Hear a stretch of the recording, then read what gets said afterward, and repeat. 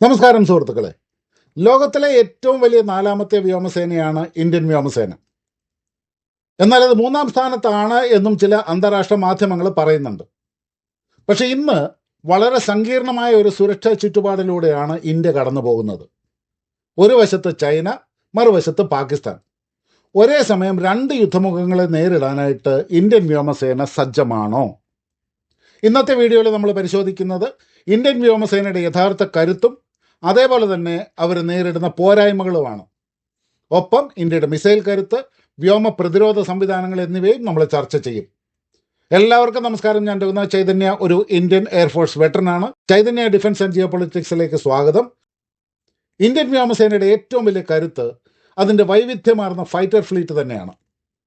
പാകിസ്ഥാന് മേൽ വ്യോമ മേധാവിത്വം നിലനിർത്തുക, ലൈൻ ഓഫ് ആക്ച്വൽ കൺട്രോളിൽ ചൈനയെ പ്രതിരോധിക്കുക എന്നീ രണ്ട് പ്രധാന ലക്ഷ്യങ്ങളാണ് ഇന്ത്യൻ എയർഫോഴ്സിനുള്ളത്. ഇന്ത്യയുടെ പ്രധാന പോർ വിമാനങ്ങൾ ഏതൊക്കെയാണെന്ന് നമുക്കറിയാം. എന്നാലും ചുരുക്കി ഒന്ന് നോക്കാം. അതിൽ ആദ്യത്തേത് സുഖോയ് Su-30 MKI. ഇന്ത്യൻ വ്യോമസേനയുടെ നട്ടെല്ലെന്ന് വിളിക്കാവുന്ന വിമാനമാണ് ഇത്. നിലവിൽ ഏറ്റവും കൂടുതൽ എണ്ണം ഇന്ത്യയുടെ കൈവശമുള്ളതും സുഖോയ് തന്നെ. Twin engine long range heavy fighter വിഭാഗത്തിൽപ്പെടുന്ന ഇവയ്ക്ക് വളരെ ദൂരം സഞ്ചരിക്കാനും കൂടുതൽ ആയുധങ്ങൾ വഹിക്കാനും സാധിക്കും. ചൈനയ്ക്കെതിരായ നീണ്ട പോരാട്ടങ്ങളിൽ ഇന്ത്യയുടെ ഏറ്റവും വലിയ പ്രതീക്ഷയാണ് ഇത്. ബ്രഹ്മോസ് മിസൈലുകൾ വഹിക്കാനുള്ള ഇതിൻ്റെ ശേഷി ഇതിനെ കൂടുതൽ മാരകമാക്കുന്നുണ്ട്. രണ്ടാമത്തേതാണ് ഡസോ റഫാൽ. ഫ്രാൻസിൽ നിന്നും ഇന്ത്യ സ്വന്തമാക്കിയ റഫാൽ വിമാനങ്ങൾ ഇന്ത്യയുടെ വ്യോമകരുത്ത് കുത്തനെ ഉയർത്തി. ഉയർന്ന ലോകോത്തര നിലവാരമുള്ള സെൻസറുകൾ, മീറ്റിയോർ BVR മിസൈലുകൾ, scalp strike system, hammer missile system എന്നിവയുള്ള റഫാൽ ഇന്ത്യയുടെ ഏറ്റവും മികച്ച വിമാനമാണ്. 2020 ഗൽവാൻ പ്രതിസന്ധിക്ക് ശേഷവും അതിർത്തിയിലെ റഫാൽ വിന്യസിച്ചിട്ടുണ്ടായിരുന്നു. പാകിസ്ഥാന്റെ F-16 ചൈനയുടെ J-10, J-16 വിമാനങ്ങൾക്കും കൃത്യമായ മറുപടി നൽകാനായിട്ട് റഫാലിന് സാധിക്കും. പല മേഖലകളിലും J-20യേക്കാളും മികച്ച പെർഫോമൻസ് ഇതിന് കാഴ്ചവെക്കാൻ സാധിക്കുമെന്നുള്ള വിലയിരുത്തലുകളും പല ഡിഫൻസ് എക്സ്പേർട്സും പങ്കുവച്ചിട്ടുമുണ്ട്. പിന്നെ വരുന്നതാണ് HAL തേജസ്. ഇന്ത്യ തദ്ദേശീയമായി നിർമ്മിച്ച ലൈറ്റ് കോമ്പാറ്റ് എയർക്രാഫ്റ്റ്. പഴയ MiG-21 വിമാനങ്ങൾക്ക് പകരക്കാരനായിട്ടാണ് തേജസ് എത്തുന്നത്. ഇതിൻ്റെ പരിധി കുറവാണെന്നുണ്ടെങ്കിലും ചിലവ് കുറഞ്ഞതും ആധുനികവുമായിട്ടുള്ള ഈ വിമാനം ഇന്ത്യയുടെ തദ്ദേശീയ വ്യോമയാന മേഖലയുടെ വളർച്ചയുടെ ഒരു പ്രതീകമാണ്. പിന്നെ നമുക്ക് കാണാൻ സാധിക്കുന്നത് മിറാജ് 2000 ജഗ്വാർ വിമാനങ്ങളും ഒക്കെയാണ്. കാർഗിൽ യുദ്ധത്തിലും ബാലാകോട്ട് സർജിക്കൽ സ്ട്രൈക്കിലുമെല്ലാം ഇന്ത്യയുടെ ഹീറോ ആയിരുന്നു മിറാജ് 2000. എന്നാൽ ഇവയ്ക്ക് പ്രായം കൂടി വരികയാണ്. അതുപോലെ തന്നെയാണ് 1973 പുറത്തിറങ്ങിയ ഡീപ് സ്ട്രൈക്ക് വിമാനമായ ജഗ്വാർ. ലോകത്തിന്ന് ജഗ്വാർ ഉപയോഗിക്കുന്ന ഏക രാജ്യം ഇന്ത്യയാണ്. 2025 മെയ് മാസത്തിൽ പാകിസ്ഥാനുമായിട്ട് നടന്ന സംഘർഷത്തിൽ ഈ വിമാനങ്ങൾ ഉപയോഗിച്ചിരുന്നില്ല എന്നത് ഇവയുടെ പ്രസക്തി കുറയുന്നതിനെയാണ് സൂചിപ്പിക്കുന്നത്. യുദ്ധവിമാനങ്ങൾ മാത്രമല്ല ഇന്ത്യയുടെ കരുത്ത്. ലോകത്തിലെ തന്നെ ഏറ്റവും മികച്ച ചില മിസൈലുകളും വ്യോമ പ്രതിരോധ സംവിധാനങ്ങളും ഇന്ത്യയുടെ പക്കലുണ്ട്. ബ്രഹ്മോസ് ലോകത്തിലെ ഏറ്റവും വേഗതയേറിയ ക്രൂയിസ് മിസൈലുകളിൽ ഒന്നാണ് ഇത്. സുഖോയ് വിമാനങ്ങളിൽ നിന്നും തൊടുത്തുവിടാൻ കഴിയുന്ന ബ്രഹ്മോസ് ശത്രുക്കളുടെ റഡാറുകളെ കബളിപ്പിച്ച് കൃത്യമായ ലക്ഷ്യത്തിൽ പതിക്കാൻ കെൽപ്പുള്ളതാണ്. പിന്നെ അസ്ത്ര BVR, ഇന്ത്യ തദ്ദേശീയമായിട്ട് വികസിപ്പിച്ചെടുത്ത ബിയോണ്ട് വിഷ്വൽ റേഞ്ച് മിസൈൽ. കാഴ്ചയ്ക്കും അപ്പുറത്തുള്ള ശത്രു വിമാനങ്ങളെ തകർക്കാനായിട്ട് ഇത് നമ്മൾ ഉപയോഗിക്കുന്നുണ്ട്. പിന്നെ മീറ്റിയോർ ആൻഡ് സ്കാൾപ്പ് മിസൈലുകൾ. റഫാൽ വിമാനങ്ങളിൽ ഘടിപ്പിച്ചിട്ടുള്ള ഈ ഫ്രഞ്ച് നിർമ്മിത മിസൈലുകൾ ആകാശ യുദ്ധത്തിൽ ഇന്ത്യക്ക് വലിയ മുൻതൂക്കമാണ് നൽകുന്നത്. തദ്ദേശീയ മിസൈൽ കരുത്തിലേക്ക് വരികയാണെന്നുണ്ടെങ്കിൽ അത് എടുത്തു പറയേണ്ട മറ്റൊരു മിസൈലാണ് രുദ്രം ആൻറ്റി റേഡിയേഷൻ മിസൈൽ. റഷ്യക്കാർ ഇതിനെ ഹൈപ്പർസോണിക് ഡെത്ത് എന്നാണ് വിളിച്ചത്. ഇന്ത്യയുടെ പ്രതിരോധ ഗവേഷണ സ്ഥാപനമായ DRDO തദ്ദേശീയമായിട്ട് വികസിപ്പിച്ചെടുത്ത ആദ്യത്തെ ആൻറ്റി റേഡിയേഷൻ മിസൈലാണിത്. ശത്രുക്കളുടെ റഡാറുകൾ, ആശയവിനിമയ കേന്ദ്രങ്ങൾ, വ്യോമ പ്രതിരോധ സംവിധാനങ്ങൾ എന്നിവ കൃത്യമായി കണ്ടെത്തി തകർക്കുക എന്നുള്ളതാണ് ഇതിൻ്റെ ദൗത്യം. Suppression of enemy air defences and destruction of enemy air defences, അതാണ് ഇതിൻ്റെ ദൗത്യം. രുദ്രം മിസൈലുകളുടെ വേഗതയും റേഞ്ച് നമ്മൾ പരിശോധിക്കുകയാണെന്നുണ്ടെങ്കിൽ രുദ്രം 1 മിസൈലുകൾക്ക് 2 മാക്ക് വരെ, അതായത് ശബ്ദത്തേക്കാൾ ഇരട്ടി വേഗതയും 250 കിലോമീറ്റർ വരെ റേഞ്ചുമുണ്ട്. പക്ഷെ രുദ്രം 2ലേക്ക് വരുമ്പോൾ 5.5 മാക്കാണ് ഇതിൻ്റെ സ്പീഡ്. അതായത് ഇതൊരു ഹൈപ്പർസോണിക് മിസൈലാണ്. 300 കിലോമീറ്ററിലധികം ഇതിന് റേഞ്ചുമുണ്ട്. രുദ്രം 3 പതിപ്പിൻ്റെ റേഞ്ച് 600 കിലോമീറ്ററോളമാണ്. ഇതിൻ്റെ ആക്യുറസി നോക്കുകയാണെന്നുണ്ടെങ്കിൽ ശത്രുക്കൾ ഭയന്ന് അവരുടെ റഡാറുകൾ ഓഫ് ചെയ്താൽ പോലും രുദ്രം ലക്ഷ്യം തെറ്റാതെ പതിക്കും. ഇതിൻ്റെ കൃത്യതാ നിരക്ക്, അതായത് സർക്കുലർ എറർ പ്രോബബിൾ 5 മീറ്ററിൽ താഴെയാണ്. എന്ന് പറഞ്ഞു കഴിഞ്ഞാൽ ഇതിൻ്റെ പതനം കൃത്യമായിട്ട് ടാർഗറ്റിൽ തന്നെ ആയിരിക്കും. പിന്നെ നമ്മൾ ഇന്ത്യൻ എയർഫോഴ്സിൻ്റെ ആവനാഴിയിലേക്കൊന്ന് സൂക്ഷിച്ച് നോക്കുകയാണെങ്കിൽ കാണാൻ കഴിയുന്ന മറ്റൊരു മാരകമായ ആയുധമാണ് സ്മാർട്ട് പ്രിസിഷൻ ഗൈഡഡ് ബോംബുകൾ.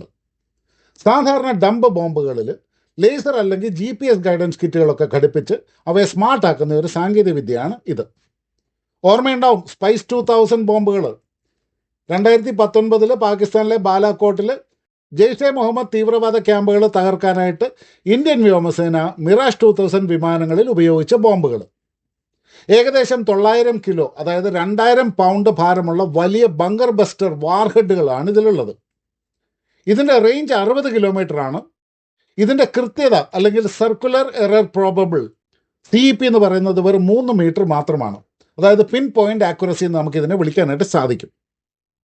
പിന്നെ നമുക്ക് കാണാൻ കഴിയുന്ന അതിപ്രഹരശേഷിയുള്ള മറ്റൊരു ആയുധമാണ് ഹാമർ മിസൈലുകൾ. ഇന്ത്യയുടെ റഫാൽ വിമാനങ്ങളുടെ പ്രഹരശേഷി ഇരട്ടിയാക്കുന്ന ഫ്രഞ്ച് നിർമ്മിത ഗൈഡഡ് ബോംബാണിത്. 200 കിലോമീറ്ററിലധികം ദൂരത്തിൽ നിന്നും കൃത്യതയോടെ ആക്രമിക്കാനായിട്ട് ഇത് സഹായിക്കുന്നുണ്ട്. ജാമിങ്ങിനെ അതിജീവിക്കാനുള്ള പ്രത്യേക കഴിവും പർവ്വത പ്രദേശങ്ങളിലെ വളഞ്ഞും പൊളഞ്ഞുമുള്ള ആക്രമണ പാതകൾ തിരഞ്ഞെടുക്കാനുള്ള ശേഷിയും ഇതിനുണ്ട്. ഇതൊരു ബോംബാണെങ്കിലും ഒരു മിസൈൽ പോലെ മുന്നോട്ട് പോകുന്നത് കൊണ്ട് ഇതിനെ ഹാമർ മിസൈൽ എന്നും വിളിക്കാറുണ്ട്. പിന്നെ നമുക്ക് കാണാൻ സാധിക്കും സുദർശൻ ആൻഡ് HSLD. ഇന്ത്യ തദ്ദേശീയമായിട്ട് വികസിപ്പിച്ചെടുത്ത ആദ്യത്തെ ലേസർ ഗൈഡഡ് ബോംബാണ് സുദർശൻ. ഇതിനു പുറമെ ശത്രുക്കളുടെ റൺവേകളും തന്ത്രപ്രധാനമായ കെട്ടിടങ്ങളും തകർക്കാനായിട്ട് DRDO വികസിപ്പിച്ചെടുത്ത ഹൈ സ്പീഡ് ലോ ഡ്രാഗ് ബോംബുകൾക്കും 450 കിലോ മുതൽ 500 കിലോ വരെ ഭാരമുള്ള മാരകമായ വാർഹെഡുകൾ വഹിക്കാനായിട്ട് കഴിവുണ്ട്. ഇവയും കൃത്യതയാർന്ന ടാർഗറ്റിങ്ങിനായിട്ട് സ്മാർട്ട് കിറ്റുകൾ ഉപയോഗിക്കുന്നുമുണ്ട്. സ്മാർട്ട് ബോംബുകളുടെ ഏറ്റവും വലിയ അഡ്വാൻറ്റേജ് എന്ന് പറഞ്ഞു കഴിഞ്ഞാൽ കോടിക്കണക്കിന് രൂപ വില വരുന്ന മിസൈലുകളെ അപേക്ഷിച്ച് വളരെ കുറഞ്ഞ ചെലവിൽ ഇത്തരം ആക്രമണങ്ങൾ നടത്താനായിട്ട് ഗൈഡഡ് ബോംബുകൾ വ്യോമസേനയെ സഹായിക്കും. പിന്നെ നമ്മൾ വ്യോമ പ്രതിരോധ മേഖലയിലേക്ക് വരികയാണെന്നുണ്ടെങ്കിൽ ഓപ്പറേഷൻ സിന്ദൂറിൻ്റെ സമയത്തെല്ലാം നമ്മൾ ഒരുപാട് ചർച്ച ചെയ്താണ് എയർ ഡിഫൻസ് സിസ്റ്റത്തിനെ പറ്റിയിട്ട്. അതിൽ ആദ്യത്തേത് എടുത്തു പറയേണ്ടത് S-400 ട്രയംഫ്. റഷ്യയിൽ നിന്നും ഇന്ത്യ വാങ്ങിയ ലോകത്തിലെ ഏറ്റവും മികച്ച എയർ ഡിഫൻസ് സിസ്റ്റം. 400 കിലോമീറ്റർ ചുറ്റളവിലുള്ള ശത്രു വിമാനങ്ങളെ കണ്ടെത്തി നശിപ്പിക്കാനായിട്ട് ഇതിന് സാധിക്കും. പിന്നെ MRSAM and LRSAM, medium range surface to air missile, long range surface to air missile. ഇസ്രായേലുമായിട്ട് ചേർന്ന് ഇന്ത്യ വികസിപ്പിച്ചെടുത്ത പ്രതിരോധ സംവിധാനങ്ങൾ. ഇതുകൂടാതെ ഇന്ത്യയുടെ സ്വന്തം സർഫസ് ടു എയർ മിസൈൽ സിസ്റ്റവും ഉണ്ട്, ആകാശ്. ഡ്രോണുകളെയും ഹെലികോപ്റ്ററുകളെയും കുറഞ്ഞ ദൂരത്തിൽ ഫലപ്രദമായിട്ട് തടയാനായിട്ട് ഇതും നമ്മൾ ഉപയോഗിക്കുന്നുണ്ട്. കൂടാതെ വേറെയും പല സിസ്റ്റങ്ങൾ നമ്മൾ ഉപയോഗിക്കുന്നുണ്ട്. പലതും നമ്മൾ പുതിയതായിട്ട് ഡെവലപ്പ് ചെയ്ത് കൊണ്ടുവരുന്നുമുണ്ട്. പിന്നെ നമ്മൾ നോക്കുകയാണെന്നുണ്ടെങ്കിൽ തന്ത്രപരമായ പല മുൻതൂക്കങ്ങളും ഇന്ത്യൻ വ്യോമസേനയ്ക്ക് സ്വന്തമായിട്ടുണ്ട്. പ്രധാനമായിട്ടും ജിയോഗ്രാഫിക്കലായിട്ടുള്ള മുൻതൂക്കം. ചൈനയുമായിട്ട് താരതമ്യം ചെയ്യുമ്പോൾ ഇന്ത്യയുടെ എയർബേസുകൾ സമതലങ്ങളിലോ അല്ലെങ്കിൽ അനുകൂലമായ ഉയരങ്ങളിലോ ആണ് സ്ഥിതി ചെയ്യുന്നത്. എന്നാൽ ചൈനയുടെ എയർബേസുകൾ ടിബറ്റൻ പീഠഭൂമിയിൽ വളരെ ഉയരത്തിലാണ്. അവിടെ വായുവിന് കട്ടി കുറവായതുകൊണ്ട് ചൈനീസ് വിമാനങ്ങൾക്ക് പൂർണ്ണമായ ആയുധങ്ങളും ഇന്ധനവും വഹിച്ച് പറന്നുയരാനായിട്ട് സാധിക്കില്ല. ഇത് ഇന്ത്യക്ക് വളരെ വലിയൊരു സ്ട്രാറ്റജിക് അഡ്വാൻറ്റേജ് നൽകുന്നുണ്ട്. അതുപോലെ തന്നെ ഇന്ത്യയുടെ ന്യൂക്ലിയർ ട്രയാഡിൻ്റെ ആകാശമാർഗമുള്ള ഡെലിവറി സിസ്റ്റവും നിയന്ത്രിക്കുന്നത് ഇന്ത്യൻ എയർഫോഴ്സാണ്. പക്ഷേ ഇത്രയൊക്കെ കരുത്തുണ്ടെങ്കിലും ഇന്ത്യൻ വ്യോമസേന ഇന്ന് വലിയ ചില പ്രതിസന്ധികളും നേരിടുന്നുണ്ട്. ആധുനികവൽക്കരണം നടക്കുന്നുണ്ടെങ്കിലും അത് വളരെ മന്ദഗതിയിലാണ്. അതിലേറ്റവും പ്രധാനമാണ് സ്ക്വാഡ്രൻ അംഗബലത്തിൻ്റെ കുറവ്. ഇന്ത്യക്ക് 2 യുദ്ധമുഖങ്ങളെ ഒരേ സമയം നേരിടാനായിട്ട് ഏകദേശം 18 വിമാനങ്ങൾ വീതമുള്ള 42 ഫൈറ്റർ സ്ക്വാഡ്രനുകൾ ആവശ്യമാണ്. എന്നാൽ നിലവിൽ ഇന്ത്യയുടെ കൈവശം വെറും 29 സ്ക്വാഡ്രനുകൾ മാത്രമാണ് ഉള്ളത്. ആ 29 സ്ക്വാഡ്രനുകളിൽ പഴയ ജഗ്വർ വിമാനങ്ങളും MiG-29 വിമാനങ്ങളും ഉൾപ്പെടുന്ന സ്ക്വാഡ്രൻസും നമ്മുടെ കയ്യിലുണ്ട്. പഴയ വിമാനങ്ങൾ വിരമിക്കുന്നതിനനുസരിച്ച് പുതിയവ എത്തുന്നില്ല എന്നുള്ളതാണ് മറ്റൊരു ഏറ്റവും വലിയ പ്രശ്നം. മിറാഷ് 2000, ജാഗ്വാർ, MiG-29 ഇതൊക്കെ വൈകാതെ റിട്ടയർ ചെയ്യേണ്ട വിമാനങ്ങളാണ്. ഒരു പക്ഷേ ഇവയുടെ അമിതമായ സാന്നിധ്യം ആധുനിക വ്യോമയുദ്ധത്തിൽ ഇന്ത്യക്ക് ദോഷം ചെയ്യാനും സാധ്യതയുണ്ട്. പിന്നെ നമ്മുടെ മുമ്പിലുള്ള ഏറ്റവും വലിയ മറ്റൊരു പ്രശ്നമെന്ന് പറയുന്നത് മന്ദഗതിയിലുള്ള സംഭരണ പ്രക്രിയ, അതായത് സ്ലോ പ്രൊക്യൂർമെൻറ്റ് ആൻഡ് ബ്യൂറോക്രസി. ഇന്ത്യയുടെ പ്രതിരോധ ഇടപാടുകൾ വളരെ പതുക്കെയാണ് നടക്കുന്നത്. 114 മൾട്ടി റോൾ ഫൈറ്റർ എയർക്രാഫ്റ്റുകൾ MRFA വാങ്ങാനുള്ള പദ്ധതി വർഷങ്ങളായിട്ട് ചുവപ്പ് നാടെ കുടുങ്ങിക്കിടക്കുകയാണ്. ഇപ്പം നമ്മൾ ഫ്രാൻസുമായിട്ട് ഒരു കരാർ ഒപ്പിടാൻ പോകുന്നതേ ഉള്ളൂ. തദ്ദേശീയമായിട്ട് തേജസ് വിമാനങ്ങൾ നിർമ്മിച്ച് നൽകുന്നതിൽ എച്ചയിൽ വരുത്തുന്ന കാലതാമസവും വ്യോമസേനയ്ക്ക് വലിയൊരു തിരിച്ചടിയാണ്. അതുപോലെ തന്നെയാണ് ഫോഴ്സ് മൾട്ടിപ്ലെയറുകളുടെ കുറവ്. യുദ്ധവിമാനങ്ങൾ മാത്രം പോരല്ലോ, അവയെ സഹായിക്കാനായിട്ട് അവാക്സ് airborne warning and control systems വേണം. മിഡ് എയർ റീഫ്യൂലിംഗ് വിമാനങ്ങൾ വേണം ആകാശത്ത് വെച്ച് ഇന്ധനം നിറയ്ക്കാനായിട്ട്. ഇവയുടെ എണ്ണവും ഇന്ത്യയെ സംബന്ധിച്ചിടത്തോളം ചൈനയും പാകിസ്ഥാനും ഒക്കെ അപേക്ഷിച്ച് വളരെ കുറവാണ്. പിന്നത്തെ നമ്മുടെ വലിയൊരു പ്രശ്നമാണ് വിദേശ രാജ്യങ്ങളെ ആശ്രയിക്കുന്നത്. റഷ്യ, ഫ്രാൻസ്, അമേരിക്ക തുടങ്ങിയ രാജ്യങ്ങളെ ആയുധങ്ങൾക്കും സ്പെയർ പാർട്ടുകൾക്കുമായിട്ട് ഇന്ത്യ വല്ലാതെ ആശ്രയിക്കുന്നുണ്ട്. റഷ്യ യുക്രൈൻ യുദ്ധം കാരണം സുഖോയ് വിമാനങ്ങളുടെ അറ്റകുറ്റപ്പണികൾക്കും മറ്റും സ്പെയർ പാർട്ടുകൾ കിട്ടാൻ വൈകുന്നതും ഇന്ത്യയുടെ വിമാനങ്ങളുടെ ലഭ്യതയെ സാരമായിട്ട് ബാധിക്കുന്നുണ്ട്. ഇതൊക്കെയാണെങ്കിൽ നമുക്ക് വലിയ പ്രതീക്ഷകൾ നമ്മുടെ മുമ്പിലുണ്ട്. ഈ പോരായ്മകളെല്ലാം പരിഹരിക്കാൻ വേണ്ടിയിട്ട് ഇന്ത്യൻ വ്യോമസേന വലിയ പദ്ധതികളാണ് ആവിഷ്കരിക്കുന്നത്. വിദേശ രാജ്യങ്ങളെ ആശ്രയിക്കുന്നത് കുറയ്ക്കാനായിട്ട് ആത്മനിർഭർ ഭാരത് എന്ന ആശയത്തിൽ ഇന്ത്യ ഉറച്ചു നിൽക്കുന്നുണ്ട്. 114 റഫേൽ വിമാനങ്ങൾക്കുള്ള കോൺട്രാക്റ്റ് ഇതാ നമ്മൾ ഒപ്പിടാനായിട്ട് പോകുന്നു. അതുപോലെ ഇന്ത്യയുടെ ഏറ്റവും വലിയ സ്വപ്നമാണ് ആംക, ഇന്ത്യ തദ്ദേശീയമായിട്ട് നിർമ്മിക്കുന്ന 5ാം തലമുറ സ്റ്റെൽത്ത് ഫൈറ്റർ വിമാനം. റഡാറുകളുടെ കണ്ണ് വെട്ടിച്ച് പറക്കാൻ കഴിയുന്ന ഈ വിമാനം പുറത്തിറങ്ങുന്നതോടെ ഇന്ത്യയുടെ വ്യോമക്കരുത്ത് ലോകോത്തരമാകും. കൂടാതെ തേജസിൻ്റെ പുതിയ പതിപ്പായിട്ടുള്ള തേജസ് MK2 വികസിപ്പിക്കുന്ന പണികളും പുരോഗമിക്കുന്നുണ്ട്. സുഹൃത്തുക്കളെ, ഒരു നാണയത്തിന് 2 വശമുള്ളതുപോലെ ഇന്ത്യൻ വ്യോമസേനയ്ക്ക് വലിയ കരുത്തുള്ളതിനോടൊപ്പം തന്നെ ഉടൻ പരിഹരിക്കേണ്ട ചില ദൗർബല്യങ്ങളുമുണ്ട്. കാലപ്പഴക്കം ചെന്ന വിമാനങ്ങൾ ഒഴിവാക്കി പുതിയ ആധുനിക വിമാനങ്ങൾ എത്രയും വേഗം സേനയുടെ ഭാഗമാക്കേണ്ടത് അത്യാവശ്യമാണ്.